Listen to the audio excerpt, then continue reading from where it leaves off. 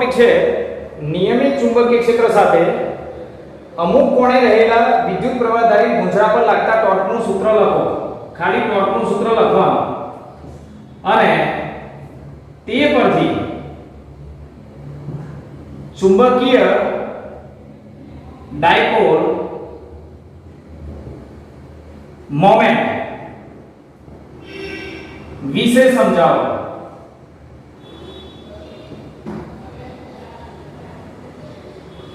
તથા ગૂંચળાની સંતુલિત અને અસંતુલિત સ્થિતિ વિશે જણાવો.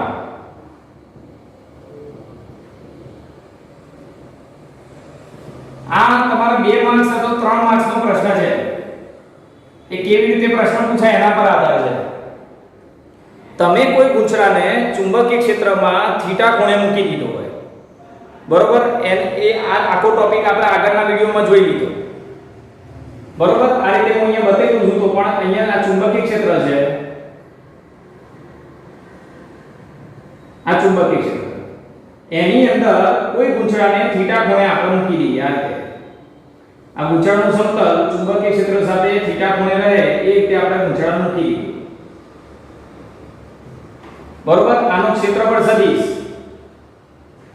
A અને ચુંબકીય ક્ષેત્ર B વચ્ચેનો ખૂણો થીટા છે. તો આના પર લાગતું ટોર્ક શું લખાય? ગૂંચળા પર લાગતું ટોર્ક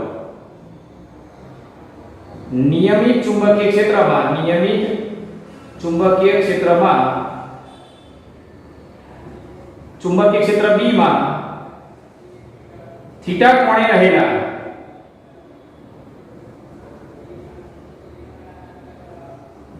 ગૂંચળા પર લાગતું ટોર્ક. ચલો, તો આનું સૂત્ર શું આવે? ટોર્ક ટાઉ બરાબર I A સદિશ ક્રોસ B સદિશ. ધ્યાન આપજો, આ ટોર્કનું સૂત્ર આપણે શું લખીએ છીએ? I A સદિશ ક્રોસ B સદિશ. જ્યાં આ જે I A છે ને, I A એને m વડે દર્શાવવામાં આવે છે. એને ચુંબકીય ડાયપોલ ચાર્જ માત્રા આને ચુંબકીય ડાયપોલ ચાર્જ માત્રા કહે છે.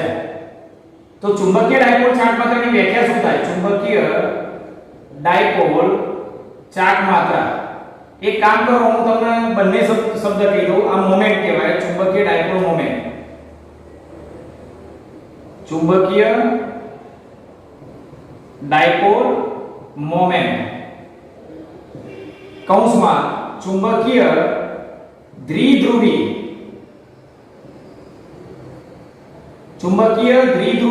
ચાર્જ માત્રા. યાદ રાખજો, ગુજરાતીમાં શબ્દ આ ઇંગ્લિશમાં આ રીતે કહેવાય. આ I * A સદિશ છે એને આપણે m વડે દર્શાવીએ. અને m એટલે શું? ગૂંચળાની ચુંબકીય ચાર્જ માત્રા. તો ગૂંચળાની ચુંબકીય ચાર્જ માત્રા કોને કહેવાય? એની વ્યાખ્યા બહુ સિમ્પલ છે. ગૂંચળામાંથી વહેતો પ્રવાહ I અને ગૂંચળાના ક્ષેત્રફળ સદિશ A ના ગુણાકારને I અને A ના ગુણાકારને ગૂંચળાની ચુંબકીય ચાર્જ માત્રા અથવા તો દ્વિધ્રુવી ચુંબકીય ડાયપોલ મોમેન્ટ એમ કહે છે. આ એની વ્યાખ્યા થઈ ગઈ. તો ગૂંચળાની ચુંબકીય ડાયપોલ મોમેન્ટ કોને કહેવાય? તો ગૂંચળામાંથી વહેતો પ્રવાહ ક્ષેત્રફળ સદિશનો ગુણાકાર, બરોબર? જો n આટાવાળું પૂછવું હોય, n આટાવાળા ગૂંચળાની ચુંબકીય ડાયપોલ મોમેન્ટ, n આટાવાળા ગૂંચળાની ચુંબકીય ડાયપોલ મોમેન્ટ કેટલી? તો n વડે ખાલી ગુણી નાખો, NIA, બરોબર? ચલો, હવે એની દિશા કઈ તરફ? તો ચુંબકીય ચાર્જ માત્રાની દિશા, આ ચુંબકીય ડાયપોલ મોમેન્ટની દિશા ચુંબકીય ડાયપોલ મોમેન્ટ ની દિશા જમણા હાથના નિયમ પરથી શોધતા ગૂંચળાના સમતલને લંબ રૂપે ક્ષેત્રફળ સદિશની દિશામાં હોય છે. હવે સમજો બરોબર. આ આપણું ગૂંચળું છે. વાસ્તવિક ગૂંચળું તો લાવી ના શકીએ આપણે. હવે ચુંબકીય ક્ષેત્ર આ રીતે હોય. હવે એની અંદર વિદ્યુત પ્રવાહધારી ગૂંચળું તમે આ રીતે મૂક્યું છે. હવે આ ગૂંચળની ચુંબકીય ચાકમાત્ર કઈ દિશામાં? તો જો આમાંથી વહેતો પ્રવાહ આ પ્રમાણે હોય આમ, તો જમણા હાથને બરોબર ધ્યાન રાખજો, જમણા હાથને પ્રવાહની દિશામાં ફેરવી આમ પ્રવાહ વહે છે. જો આ ગૂંચળામાંથી વહેતો પ્રવાહ આમ હતો તો એ દિશામાં પ્રવાહની દિશામાં આગળ ફેરવી દો. તો અંગૂઠો જે દિશામાં આવે એ દિશામાં ચુંબકીય ચાકમાત્રાની દિશા હોય. તો આ ગૂંચળાની ચુંબકીય ચાકમાત્રા કેવી રીતે આવી? આમ નીચે તરફ. ફરીથી સમજો. ધારી લો કે આ ગૂંચળામાંથી વહેતો પ્રવાહ આમ છે, બરોબર. તો હું જમણા હાથને પ્રવાહની દિશામાં આગળીઓ ફેરવી નાખીશ. આગળીઓ પ્રવાહની દિશામાં ફેરવી દો તો અંગૂઠો ઉપર તરફ. તો ચુંબકીય ચાકમાત્રાની દિશા ગૂંચળાના સમતલને લંબ અને ઉપર તરફ. તો જો ચુંબકીય ડાયપોલ મોમેન્ટની દિશા જમણા હાથના નિયમ પરથી શોધતા ગૂંચળાના સમતલને લંબ અને ક્ષેત્રફળ સદિશની દિશામાં હોય છે, બરોબર. તો પ્રવાહની દિશામાં આગળીઓ અંગૂઠો જે તરફ આવે એ તરફ ચુંબકીય ચાકમાત્રાની દિશા હોય. ચલો હવે ચુંબકીય ચાકમાત્રા, ચુંબકીય ડાયપોલ મોમેન્ટ નો એકમ. ચલો આનો એકમ શું થાય? ચુંબકીય ચાકમાત્રાનો એકમ. તો જો પ્રવાહનો એકમ એમ્પિયર અને ક્ષેત્રફળનો એકમ meter square. Ampere into meter square. ચલો પછી પારિમાણિક સૂત્ર. ચુંબકીય ડાયપોલ મોમેન્ટ નું પારિમાણિક સૂત્ર. તો પારિમાણિક સૂત્ર શું થાય? જો આમાં દર તો છે નહીં એટલે દર 0. આ એમ્પિયર એટલે પ્રવાહ છે, બરોબર, ધ્યાન આપજો. I એટલે પ્રવાહ એટલે A1. પછી મીટર સ્ક્વેર એટલે L2 અને સમય નથી એટલે T0. તો ચુંબકીય ડાયપોલ મોમેન્ટનું પારિમાણિક સૂત્ર શું થયું? M0 L2 T0 A1. બરોબર. આગળ હવે ટોર્કનું સૂત્ર શું લખાય? ગૂંચળા પર લાગતા ટોર્કનું સૂત્ર. હવે ગૂંચળા પર લાગતા ટોર્કનું સૂત્ર. હવે શું થાય? તો ટોર્ક ટાઉ બરાબર, જો ધ્યાનથી આની જગ્યાએ આપણે શું લખી શકીએ? m લખી શકીએ. ચુંબકીય dipole moment m cross b.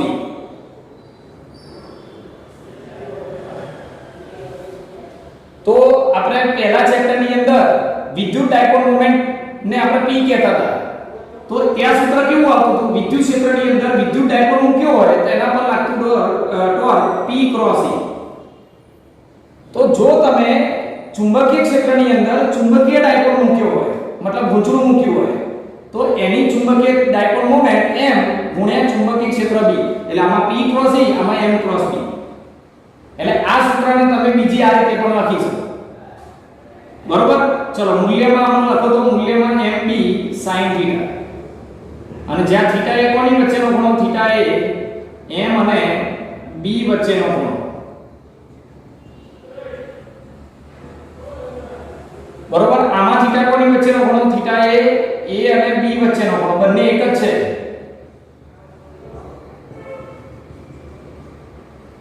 અને છેલ્લો પોઈન્ટ, તો ગૂંચળાની સંતુલિત અને અસંતુલિત સ્થિતિ કોને કહેવાય? તો નંબર 1 ધ્યાન આપજો. આ એના મૂલ્ય થયું, આ ટોર્કનું મૂલ્ય. નંબર 1, જો ચુંબકીય ચાકમાત્રા અને ચુંબકીય ક્ષેત્ર એ સમાંતર હોય.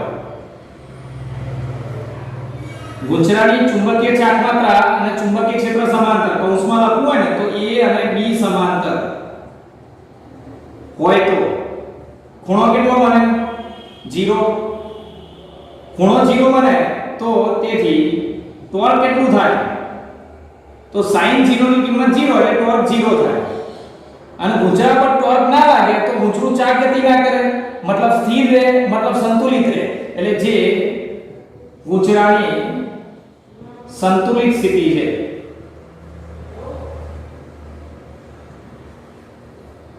નંબર 2, જો m અને b એકબીજાને પ્રતિ સમાંતર હોય, હું આવું લખતો નથી પ્રતિ સમાંતર, આવું લખી દીધું, ઊભો કાપો નીચે, આમ નીચેનો કાપો એટલે પ્રતિ સમાંતર, નોટ કૌંસમાં લખી દેવું એટલે લખી દેવાનું પ્રતિ સમાંતર, a અને b પ્રતિ સમાંતર,